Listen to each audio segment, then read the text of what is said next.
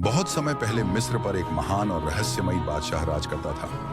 बादशाह जाफर। वह नील नदी का पुत्र कहलाता था क्योंकि उसके जन्म के दिन नील नदी ने अपने किनारे छोड़ दिए थे और शहर में आकर उसके जन्म की घोषणा की थी। जाफर एक वीर योद्धा, ज्ञानी शासक और प्राचीन विद्या का झाता था, लेकिन उसके राज्य का सबसे बड़ा रहस्य था नील का सिंहासन। यह सिंहासन नील नदी के पवित्र पत्थरों से बना था और कहा जाता था कि जो भी सच्चे हृदय से उस पर बैठे उसे भविष्य की झलक मिलती है।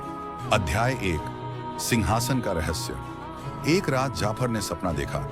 मिस्र पर एक काली छाया मंडरा रही है। वह समझ गया कि उसका राज्य खतरे में है। उसने अपने गुप्त सेवकों को भेजा कि वे नील के द्वीप पर स्थित प्राचीन मंदिर की रक्षा करें, क्योंकि वहीं छिपा था नील का सिंहासन। अध्याय 2, धोखा। राज्य के ही एक मंत्री रामीस लालच और सत्ता की भूख से अंधा हो गया था। उसने विदेशी दुश्मनों से हाथ मिला लिया और नील के सिंहासन तक पहुंचने का मार्ग ढूंढ निकाला। उसने जाफर के विश्वास को तोड़कर राज्य की सुरक्षा को कमजोर कर दिया।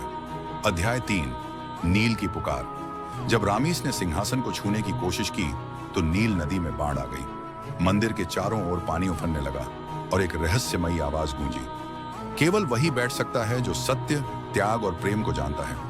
रामीस बेहोश हो गया और सिंहासन ने उसे दूर फेंक दिया। अध्याय 4, आखिरी युद्ध। जाफर ने अपनी सेना के साथ मंदिर की ओर कूच किया। रास्ते में कई बाधाएं आईं, बालू के तूफान, नागों से भरे जंगल और रामीस की सेना, लेकिन जाफर अडिग रहा। अंततः उसने रामीस को परास्त किया और नील के सिंहासन पर बैठा। अध्याय 5, भविष्य की झलक। जैसे ही वह सिंहासन पर बैठा, उसके सामने भविष्य के दृश्य तैरने लगे। मिस्र समृद्ध हो रहा था, बच्चे हंस रहे थे और नील नदी शांत होकर बह रही थी। जाफर मुस्कुराया। उसे पता था कि अब मिस्र सुरक्षित है। अंतिम पंक्ति, जिसने नील को समझा वही मिस्र का सच्चा शासक कहलाया।